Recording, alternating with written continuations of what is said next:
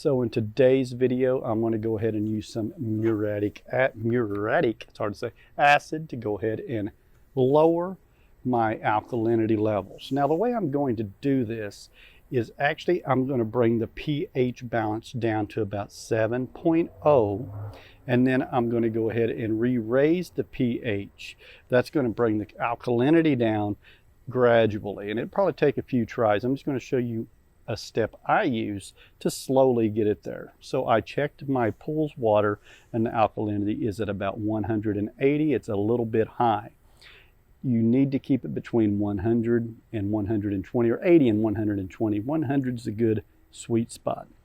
So all I'm going to do is add a little bit of this. Now, there is a nice app out there, it's free, that I use. I've recommended it before. It's the Pool Pal app.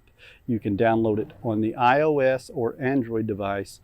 Type in how many gallons of water your pool uses, what type of sanitizing methods you like to use, and it'll tell you what you need to do to try to get your pool levels where they should be. But I caution you, as always, go small. Don't overdo it. Do a little bit, a fraction of what it says, wait 24 hours, test, and continue with whatever you're doing. It's always harder to take the product out of the pool than put it in it.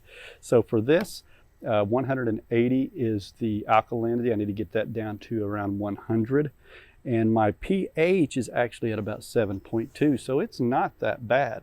I'm just going to try to drop my pH to about 7.0, and then I'm going to re-raise it. So in order to lower the alkalinity, this here is going to lower the alkalinity and pH. So I'll add about, according to the Pool Pal app, 42 ounces of this. That'll get me to 7.0. Drop me a 0.2 on the pH level. Then I will go ahead and raise the pH back to about 7.5 or 6. And then if the alkalinity is still high, I will repeat the process, bring it down to about 7.0 and re-raise the pH. So it's a gradual process. Now for my size of pool, it needs about 42 ounces of this. I got this at Home Depot, and this is 128 ounces. You can measure it, or I really don't recommend pouring this acid in any kind of measuring device. Just kind of get a feel, and I'm just going to pour about a fourth of it, just a small amount. I just want to do a small amount, and then I'll bring it down, and then I'm just going to redo that process until I get it to where it needs to be. Now, you should wear rubber gloves. You should probably have goggles. I don't have that, but you should.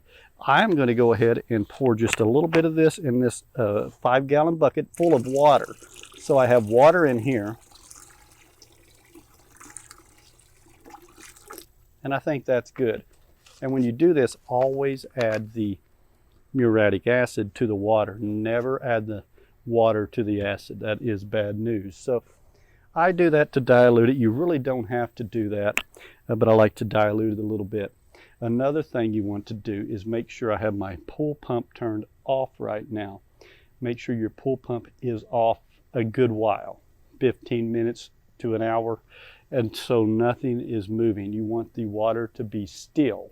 And then once it's still, if you have a deep pool, a deep end, you want to pour the acid in the deep end. If you don't, just put it around the pool, which I don't. And this is diluted in here. Once again, wear gloves before you do this. This will burn you and it's no fun.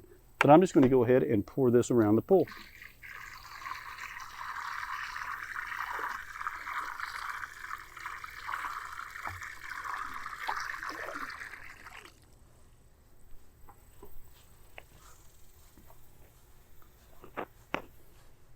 And now that I've done that,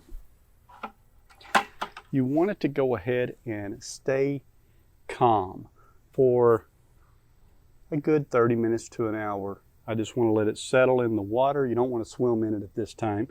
And then I'm going to go ahead and in about 30 minutes to an hour, 1 hour is probably good, turn your pool pump on, let it run 4 to 6 hours at least, and then you're good. Check your water in about 24 hours from now, just tomorrow night at the same time, and see what your pH is, see what your alkalinity is, and repeat the process. Your pH should have went down some, your alkalinity should have went down some, but before you do repeat the process, you probably need to bring your pH up, and I'll have another video on how you can do that. I use borax, but you can go ahead and raise the pH. Once it gets raised back up to a 7.45 or 6, you can go ahead and repeat this process until you get it where you wanted it. But just do it gradually. Don't pour an enormous amount of muriatic acid in here because you'll get it way too low, and we don't want to do that.